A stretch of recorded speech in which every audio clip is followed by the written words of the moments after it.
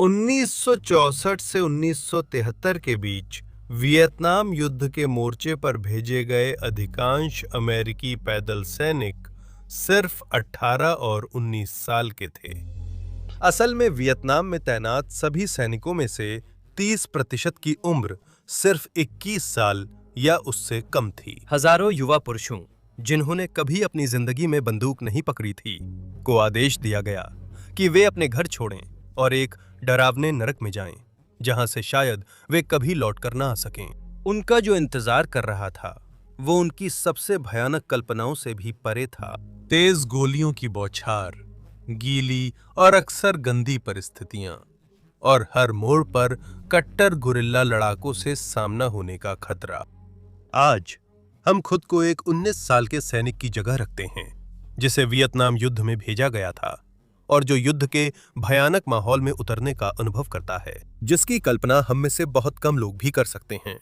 साल 2026 में हम जानेंगे कि इन युवकों को कैसे जबरन सेना में भर्ती किया गया और प्रशिक्षण दिया गया, वे कैसे युद्ध में उतरे और कैसे दुर्भाग्यवश उनमें से कई मारे गए।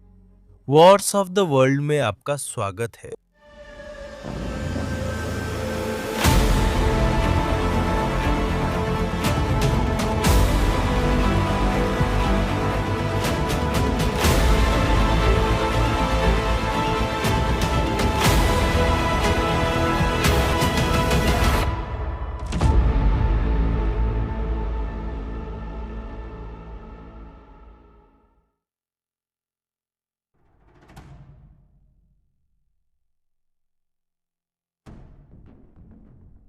बिल्कुल, वियतनाम युद्ध के कई सैनिक, यहां तक कि बहुत कम उम्र के भी, युद्ध शुरू होने के समय पहले से ही सेना में थे। अनिवार्य भर्ती, जिसे ड्राफ्ट भी कहा जाता है, 1960 के दशक की शुरुआत में लागू की गई थी और संयुक्त राज्य अमेरिका की सेना इस पर लगातार अधिक निर्भर होती गई। दशक के मध्य तक 1960 के दशक के दौरान युवा सैनिकों की अनिवार्य भर्ती के तरीके बदल गए थे।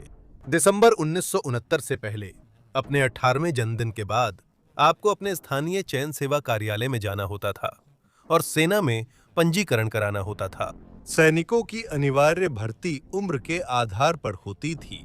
18 से 26 वर्ष के रंगरूट भर्ती होते थे। आमतौर पर पुराने को पहले बुलाने की प्रणाली थी। स्थानीय रजिस्ट्रेशन बोर्डों को हर महीने सेना में भर्ती किए गए पुरुषों की एक निश्चित संख्या पूरी करनी होती थी। हालांकि 1969 में संयुक्त राज्य अमेरिका की सेना ने नए रंगरूटों की भर्ती के लिए एक लॉटरी प्रणाली शुरू की। यह बदलाव पहले भर्ती प्रणाली की अनुचितता की शिकायतों के कारण लाया गया। पुरानी भर्ती प्रणाली के तहत भर्ती किए गए सैनिक, उदाहरण के लिए, अगर वे कॉलेज की पढ़ाई पूरी कर रहे थे तो वे भर्ती को टाल सकते थे। हालांकि यह प्रणाली कम आय वाले पुरुषों के खिलाफ पक्षपाती थी, इसलिए 1 दिसंबर 1969 को इस प्रणाली में पूरी तरह बदलाव किया गया।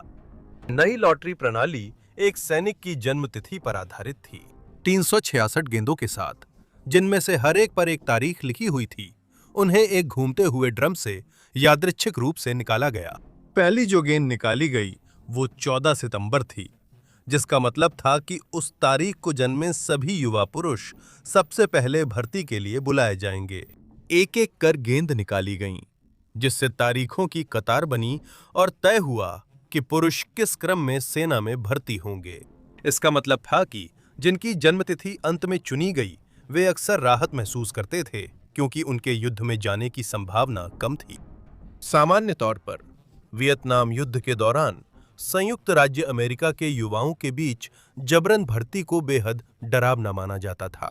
इसने लगातार चिंता और अनिश्चितता का माहौल बना दिया था और अचानक भविष्य की योजना बनाना बहुत मुश्किल हो गया था। कई युवा पुरुष सेना में शामिल होने में रुचि नहीं रखते थे या डरते थे कि युद्ध में जाना पड़ेगा और किसी पर बंदूक ताननी होगी। लेकिन यह बहुत जल्दी एक भयानक हकीकत बन गई कई लोगों के लिए।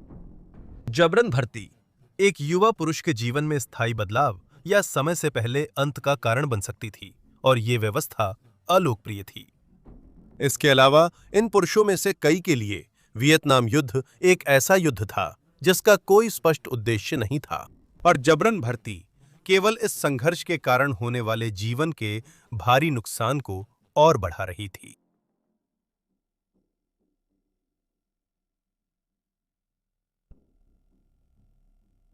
एक बार जब किसी युवा को सेना में जबरन भर्ती कर लिया जाता था, तो उसे अपने देश के लिए अनिवार्य 2 साल की सेवा करनी पड़ती थी। इसका मतलब आमतौर पर सेना में सेवा करना था, और कई जबरन भर्ती लोग युद्ध की भयावहता देखते थे।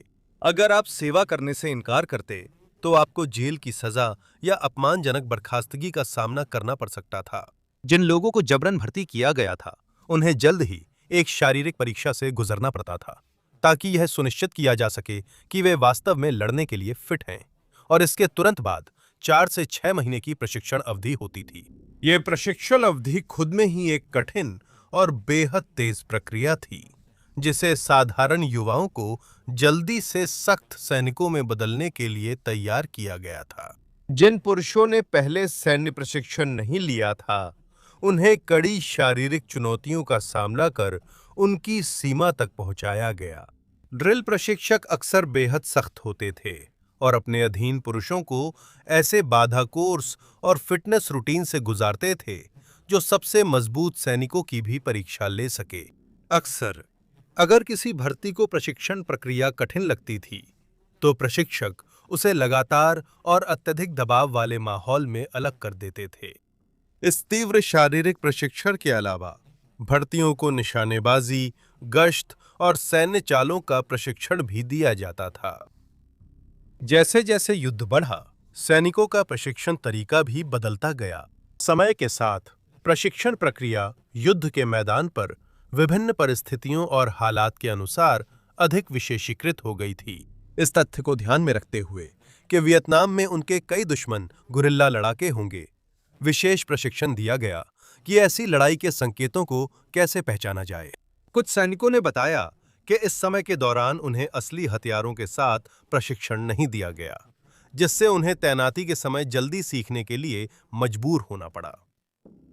प्रशिक्षण अवधि के बाद सैनिकों को आमतौर पर अपनी 12 से 13 महीने लंबी तैनाती शुरू करने से पहले छुट्टी की अवधि मिलती थी।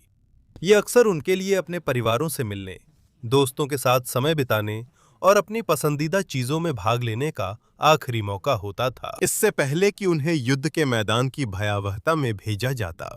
ये एक टूटी फूटी बेचैन शांति की आखिरी घड़ी थी, इससे पहले कि उन्हें पृथ्वी पर घट रही सबसे भयानक घटनाओं में भेजा जाता। दुर्भाग्यवश कई लोग कभी वापस नहीं लौटे।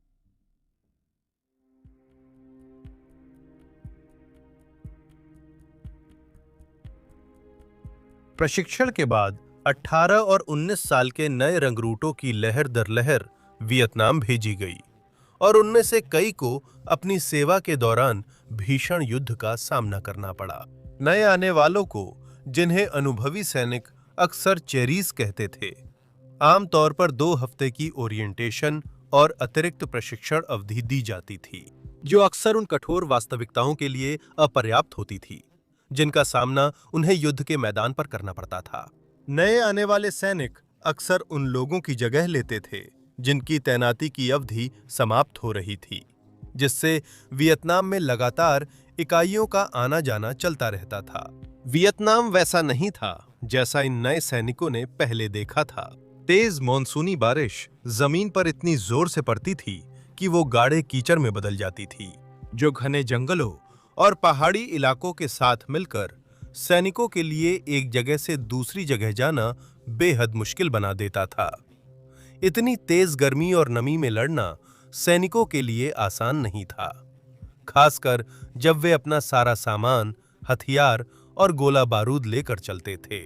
जंगल में भी अपनी छुपी हुई खतरनाकियां थीं। जोंक, मच्छर और कीड़े आम दुश्मन थे, लेकिन वे उतने खतरनाक नहीं थे जितनी कि जंगल की झाड़ियों में छुपी कई तरह की जहरीली सांपों की प्रजातियां। जब ऐसा लगता था कि खुद वातावरण ही आपके खिलाफ हो गया है, तो पहले से ही बहुत मुश्किल संघर्ष को लड़ना और भी कठिन हो जाता था। और फिर जाहिर है खुद लड़ाई भी थी। वियतनाम में भर्ती किए गए कई युवा पुरुषों ने इससे पहले कभी हथियार तक नहीं पकड़ा था। किसी और इंसान पर निशाना साधना या गोली चलाना तो दूर की बात थी। कई लोगों के लिए ये मानसिक यातना का एक रूप रहा होगा, क्योंकि बहुत से भर्ती किए गए लोग तो शुरू से ही वियतनाम में अमेरिका की मौजूदगी से सहमत नहीं थे। ऐसे माहौल में post traumatic stress disorder, depression और तीव्र चिंता जैसी मानसिक स्वास्थ्य समस्याएं आम रही होंगी। वह उनके रहने के लायक नहीं था और इन युवकों की जो भावनाएं थीं, वे महीनों तक, अगर सालों तक नहीं तो अनदेखी ही रह जाती थीं।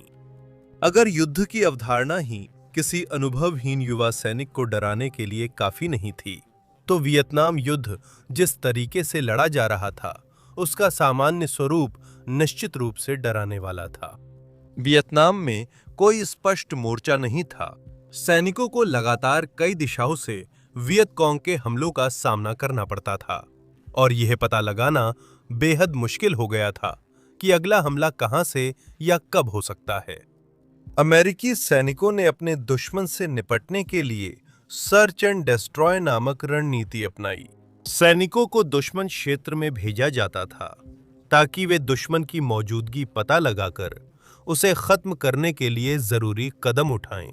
यह जोखिम भरा और निश्चित रूप से विवादास्पद था और इससे भारी जानमाल का नुकसान हुआ। वियतनामी युद्ध क्षेत्रों पर सफलताओं को आमतौर पर कब्जा की गई जमीन के बजाय मारे गए लोगों की संख्या से मापा जाता था। कई इलाकों में छानबीन की गई और उन्हें अक्सर छोड़ दिया गया, जिससे वियतकॉम ने वही इलाका फिर से अपने कब्जे में ले लिया जिसे अमेरिकियों ने लड़कर और अक्सर जान देकर हासिल किया था। इससे ये पता लगाना बेहद मुश्किल हो गया था कि युद्ध किस दिशा में जा रहा है, जिससे अमेरिकी सैनिकों द्वारा झेली जा रही लगातार तनाव और मोहभंग की स्थिति और भी बढ़ गई थी।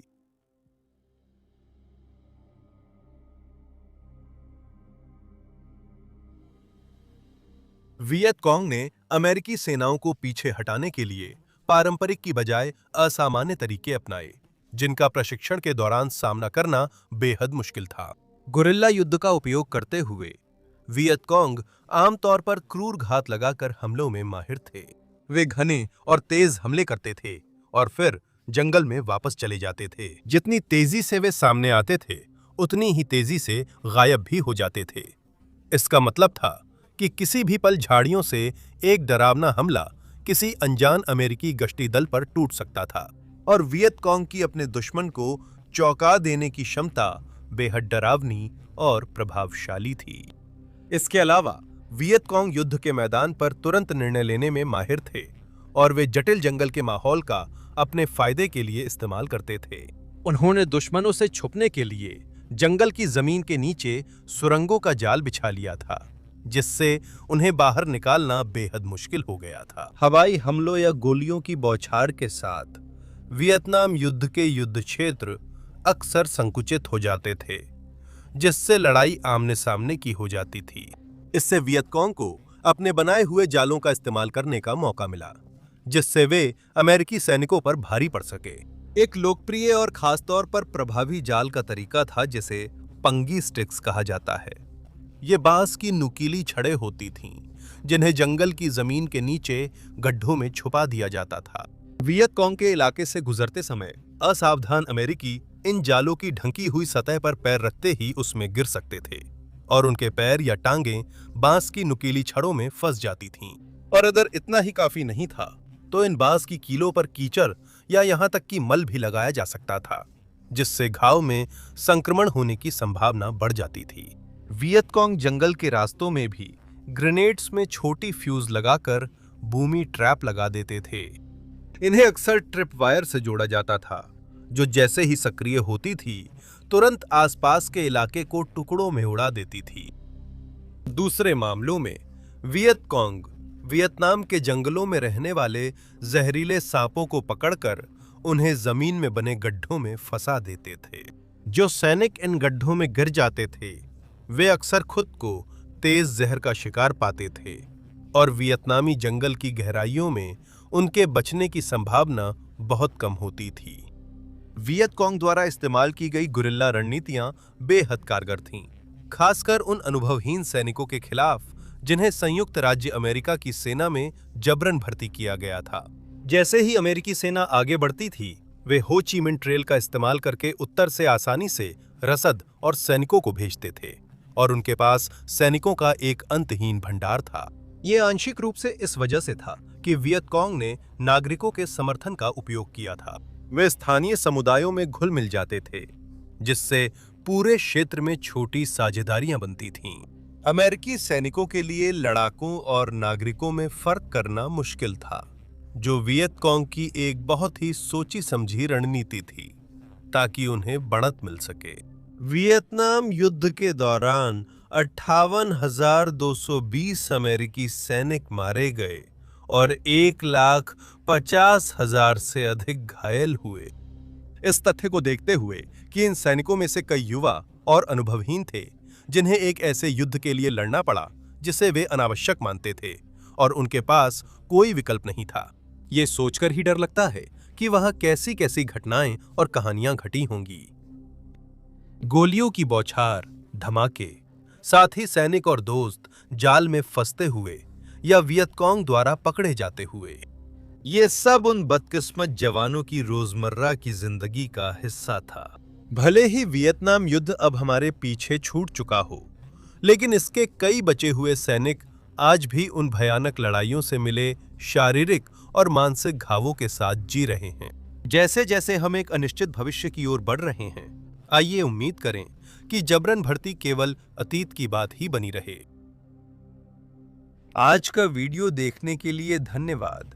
जानकारी अच्छी लगी हो तो लाइक या कमेंट करें। हमारी पूरी सामग्री, रिसर्च, स्क्रिप्टिंग, एडिटिंग और नरेशन सब इंसानों द्वारा होती है। इसमें एआई इस्तेमाल नहीं होता। अगर आप हमारे चैनल को सपोर्ट करना चाहते हैं तो सब्सक्राइब करें और बेल आइकन दबाएं ताकि वॉर्स ऑफ द वर्ल्ड के अगले वीडियो की नोटिफिकेशन मिलती रहे। धन्यवाद।